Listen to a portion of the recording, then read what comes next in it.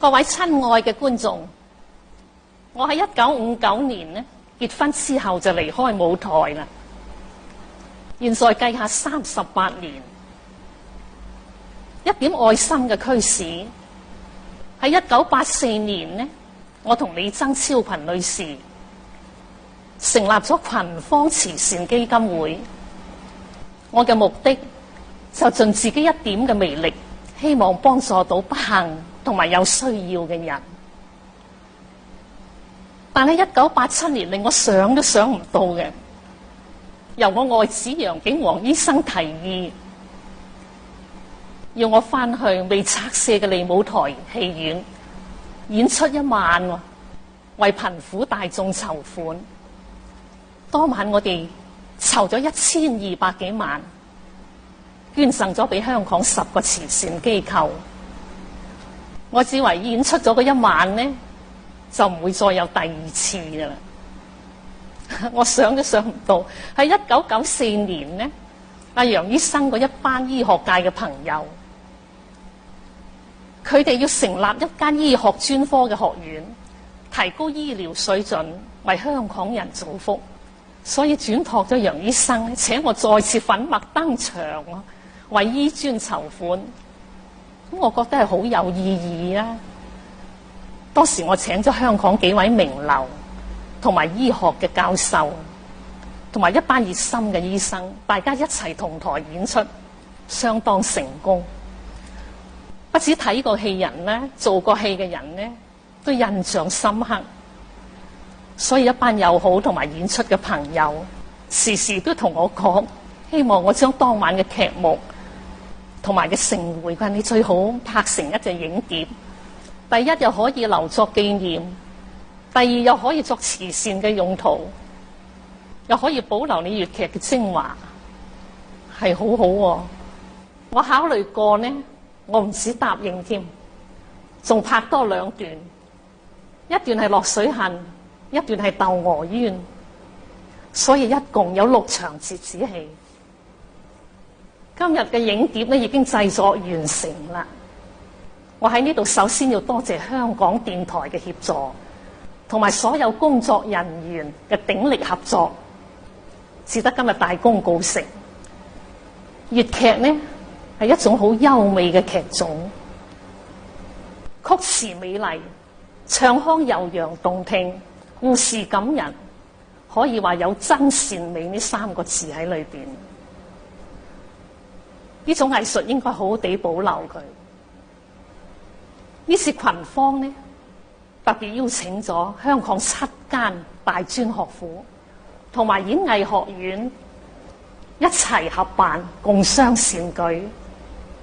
影碟籌得嘅善款呢，就捐俾呢幾間學府音樂系嘅基金，佢哋作為推動同研究。為咗隆重其事，喺1997年11月11日，文化中心嘅大劇院，我再次演出1晚，以作為紀念。所以我喺呢度請各位熱心人士同埋愛好粵劇嘅觀眾，同埋我嘅戲迷啊，你哋要大力支持，踴躍購買呢隻影碟，等粵劇發揚光大，永遠存在，開出燦爛嘅花朵，就係我嘅願望啦。多謝各位。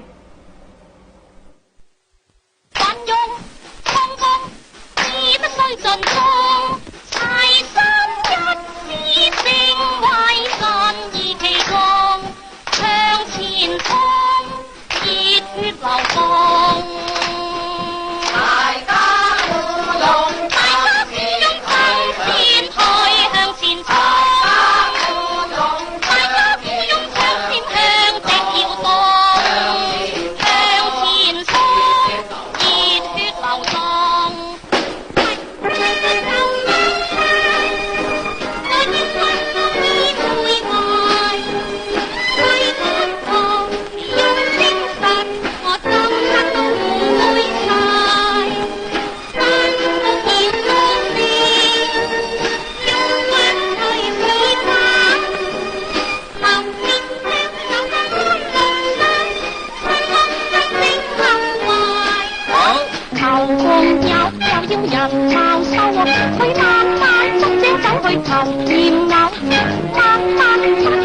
對仇換夾貓，威甲為人哋懶敲，真正牛自遮自怨，圖還未夠。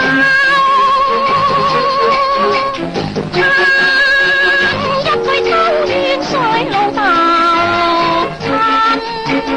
老豆生我好似掛矛，身軀咁鬼獸，尖嘴扎額頭，富貴得爆亂，是我爹媽向無緣。齊齊共勉不負少年，衷心一片可對受見，勢必要行善。一朝富貴家之百萬元，社會公益要樂見，樂趣愉快願與同面開的生命線。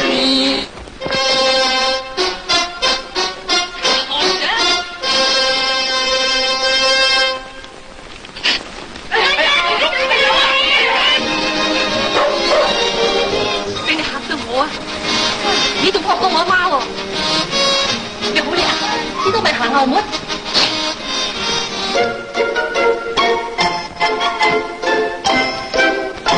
喂，你想做咩你？喺屋仔死多人沖涼啊？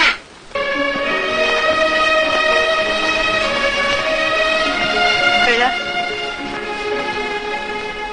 想嘢？想咩？講俾我聽先啊！你先生想緊啲事唔講咗你聽嘅咧，就冇規矩問人咧。有代價又唔同喎，你出得幾多錢啊？500蚊啦！500蚊係咪真㗎？係我任得你鬧，任得你出氣喎嚇！你即管鬧啦嚇，鬧到夠為止啦，鬧到你滿意咧，即管鬧啦！邊一個知道我哋咁清楚？咁快就響報紙度登出嚟嘅。做記者嘅，佢咩事探唔到啊？呢啲就係佢食飯嘅本領啦嘛。嗱，以為死咗個啊？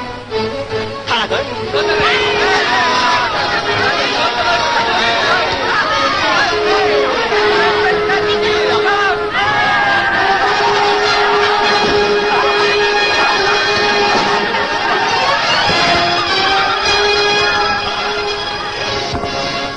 本人真嘅姓名咧就叫梁燕芳，但係我演藝個名咧叫方艷芬，人哋做戲咧叫芳姐啦。咁我而家又有個英文名叫 Katie。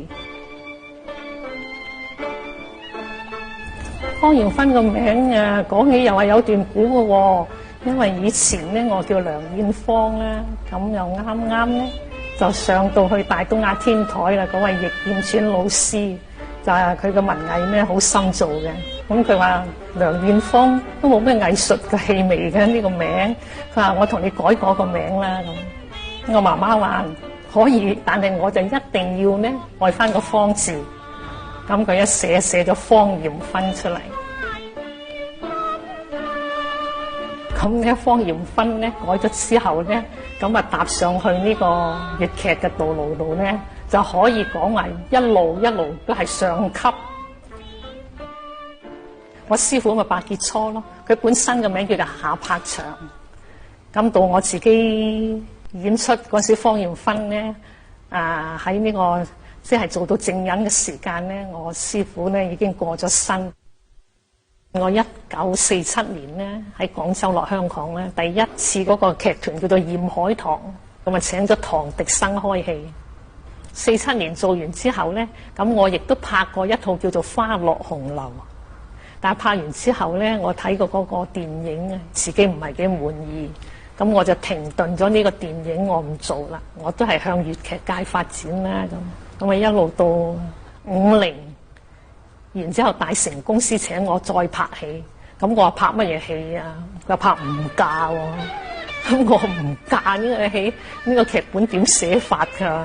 咁佢又俾我睇下，拍完呢套戲咧，跟住佢又咪再拍第二套咩戲咧？唔嫁又嫁，咁啊又再拍一套乜咧？早知當初我唔嫁咁啊又咁樣咧，就係踏入去電影圈裏邊啦。到後期咧，然之後我哋願意又拍嗰啲舞台即係演出嘅戲，即係好似《洛神》啊、《梁祝行史》啊，都係最美嘅時間。個時間睇下先，都係58年、57年嗰時我拍呢啲戲。像不像牛啊郎啊織女花顏我啊會，你和我都是牛郎貴師娘。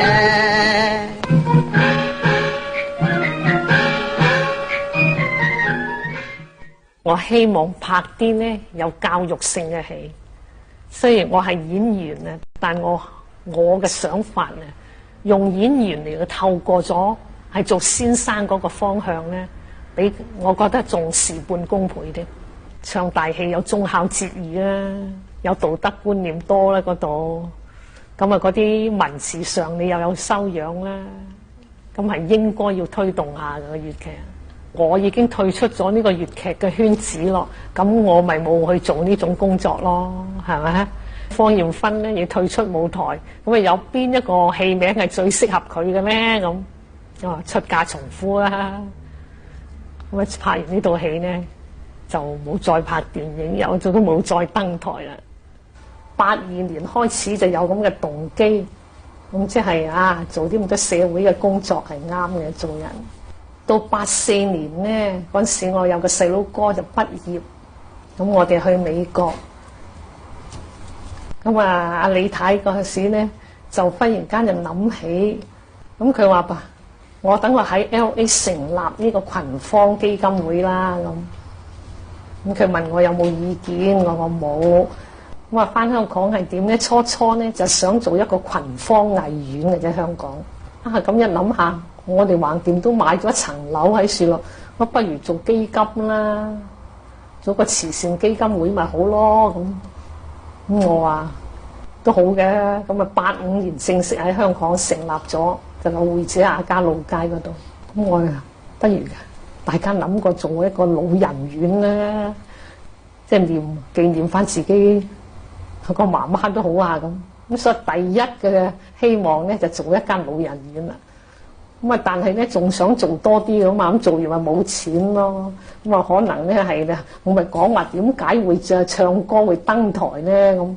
咁就係有一日去探下李太啊，咁佢同嗰個歐漢基女士嘅基姑啊，唱得咧就反腔蝶跳啊嘛，唱嗰個六月雪，實在可能佢哋都夾定計噶啦。第一首香囊收出雙飛蝴蝶，願郎你似蝶，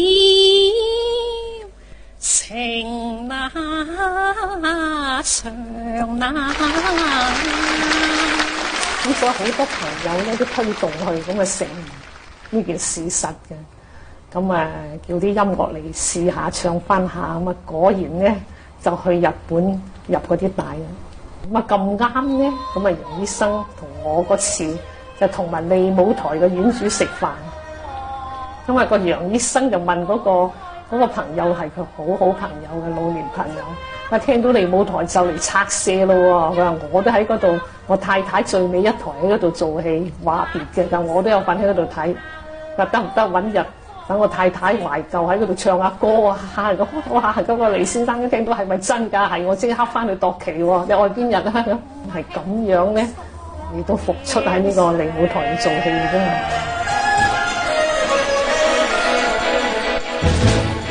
喺1987年適應咗29年嘅芳艷芬小姐，得到佢先生同埋子女嘅支持同埋鼓勵之下，再度東山復出。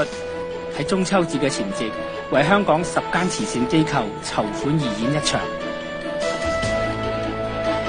當晚佢更加邀請到超群集團嘅創辦人兼總裁李曾超群女士攜手演出。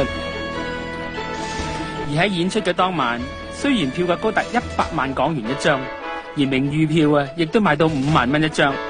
但係當門票一推出嘅時候呢，就立刻被搶購一空。可見芳姐嘅愛心係並冇白費到。其實佢兩位早於1984年呢已經成立咗群芳慈善基金會㗎啦。而呢次嘅義唱晚會啊，只係佢哋嘅舉辦嘅多項善舉之一。而喺正式公演嘅前一日，更加免費招待喜歡欣賞芳姐嘅老人家睇佢哋彩排添。而方艷芬小姐更加喺報章上寫出咗呢一次重登舞台嘅原因，就係希望能夠藉住呢一次嘅復出呢，喚起觀眾嘅愛心，嚟幫助嗰啲不幸嘅群眾。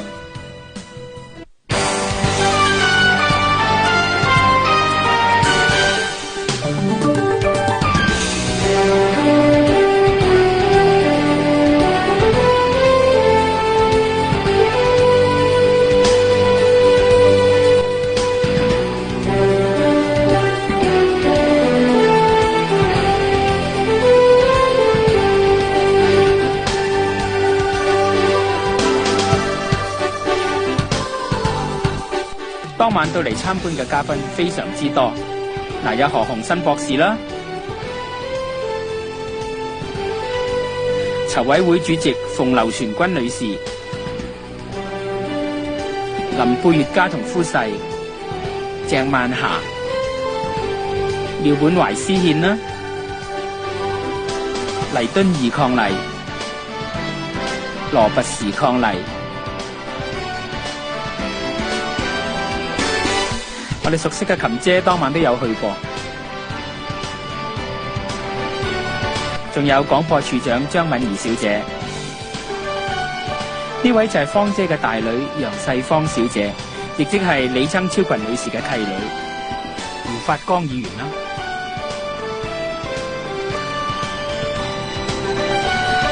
當晚衣香鬢影，各位嘉賓濟濟一堂，談笑風生。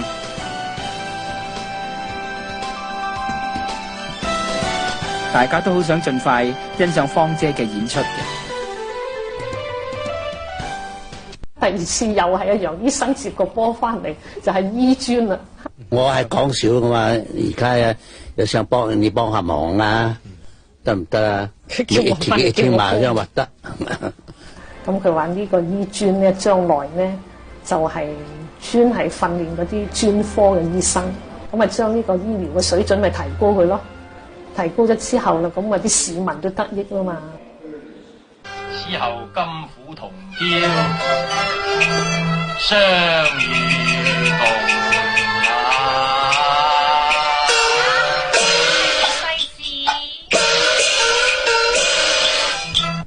共一世人都未做過，講到又要唱功，又要做手，又關目，仲有呢個工價添。真係我啊，全部都唔曉得，但係冇辦法啦。為到群芳基金同埋香港醫學專科嘅學院去籌款啦，咁啊唯有都要盡多少綿力，丟多少架啦。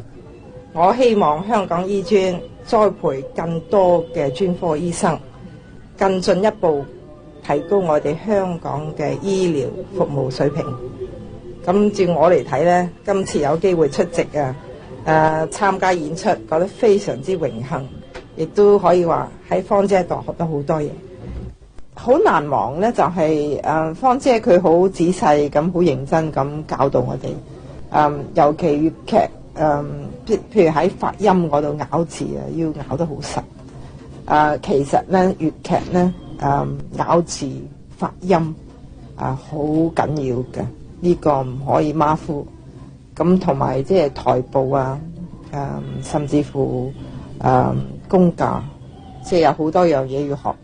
我到而家為止覺得都未入行，只不過好投入啫。咁呢啲係一種新嘅經驗，而且大家咁落力咁啦，自己袖手旁觀唔係幾好意思啦。咁唯有係自己都做翻一份。我以前對粵劇完全冇認識嘅，咁經過今次之後咧，我諗開始會聽下，學咗好多嘢添。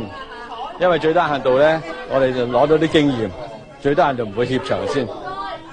因為第一次係用粵劇演出啊，的確係一個即係好好嘅經驗，亦都好難得嘅機會。如果有機會，我會再嘗試，一定要再嘗試。萬里一心一意共同繁榮又太平。而方艷芬小姐嘅千金亦都有參加呢次演出，共襄善舉。我覺得係因為慈善覺得即係應該做啦，同埋第二就俾我媽咪呃咗我做，因為佢話俾我聽係本來係朵花嚟嘅，淨係企喺度冇嘢做嘅，做背景嘅啫。點知而家要做咁多嘢嘅我所以不過下次如果有機會我都或者會做，幾好玩覺得。頭嗰幾日咧就好辛苦啦，覺得因為化呢啲妝好濃啊，咁變到好似戴住個面具咁，笑又唔識笑，咁但係而家好似習慣咗啦，咁都幾中意。憑方獻壽咧，李曾超群跳嗰個花神嘅架咧，真係學咗好多日㗎，佢好吃力㗎嗰啲架，咁跳出嚟都似模似樣啊！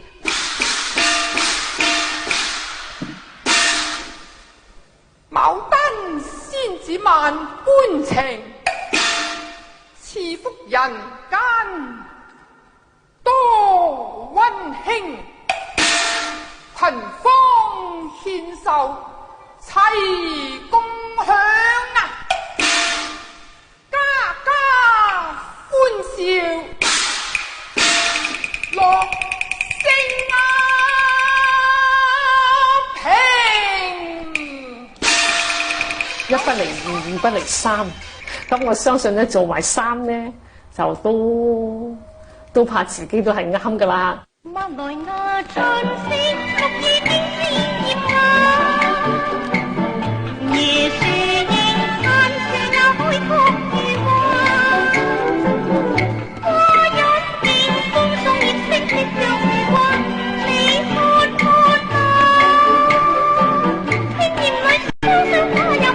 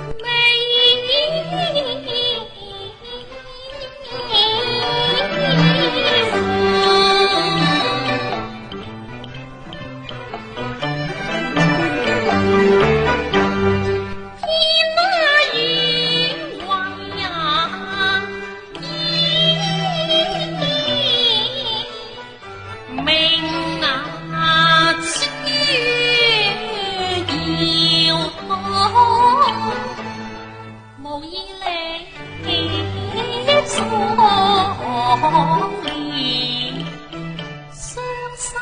萬粒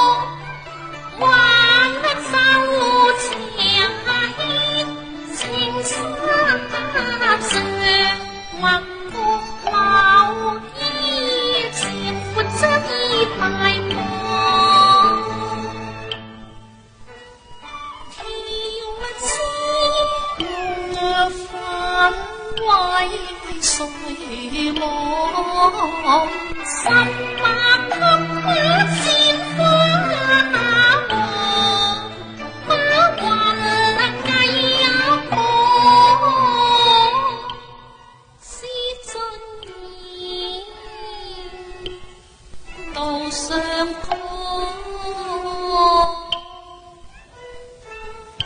啊經歡喜個立歌，伴啊悲伴收玉行了卻塵緣葉在相思虛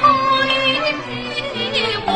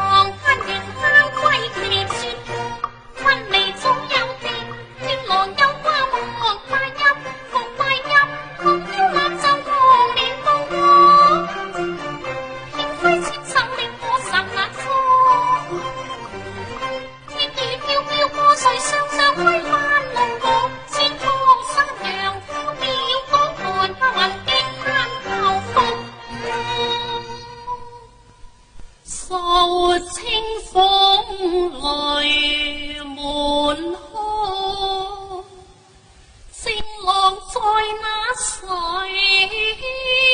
風